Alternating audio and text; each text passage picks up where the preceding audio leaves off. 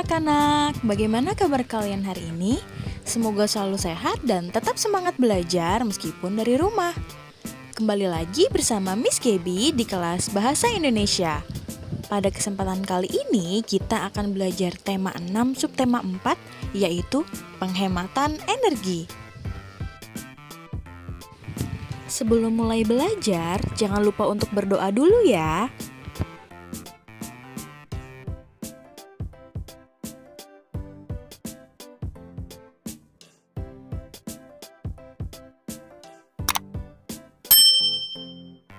Penghematan energi. Apa itu penghematan energi? Sebelumnya, ketahuilah makna dari kata hemat. Hemat adalah berhati-hati dalam menggunakan segala sesuatu, tidak boros.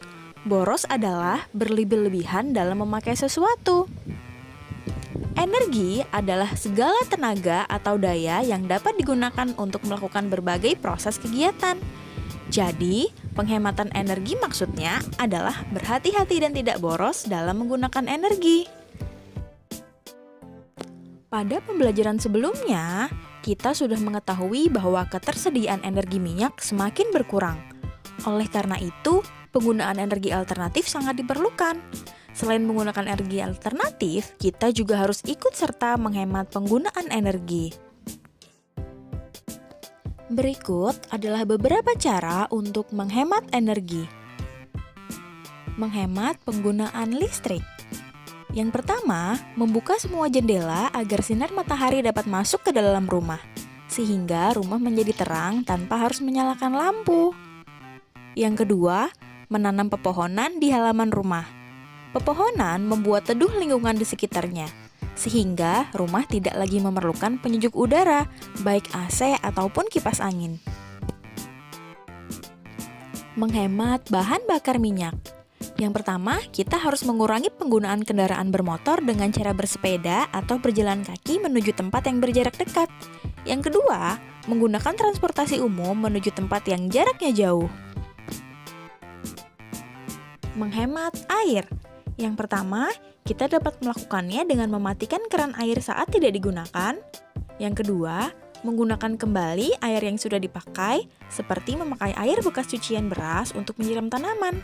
Yang ketiga, tidak berlama-lama saat mandi. Dan yang keempat, tidak mengabaikan pipa atau saluran air yang bocor. Selanjutnya, kita akan membahas tentang gambar berseri.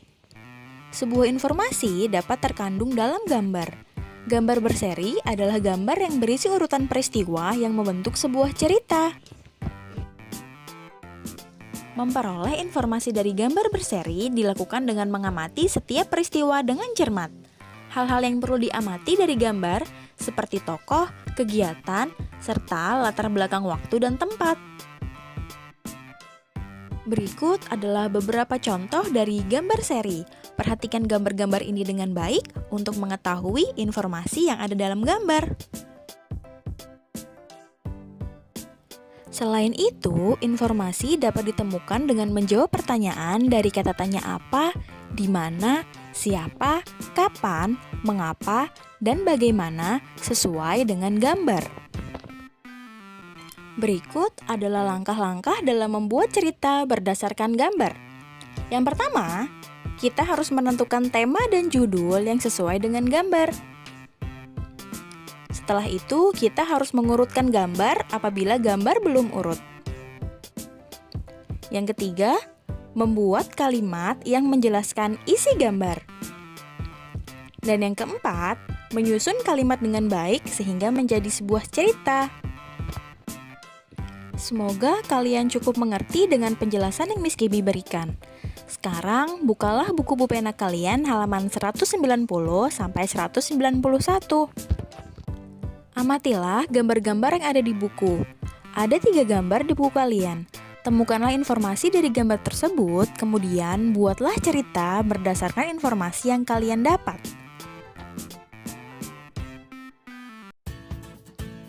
Itulah pembelajaran kita kali ini. Semoga apa yang Miss Gaby sampaikan dapat bermanfaat untuk kita semua. Selalu ingat untuk menjaga kesehatan. Selamat belajar anak-anak. Sampai jumpa di pertemuan berikutnya.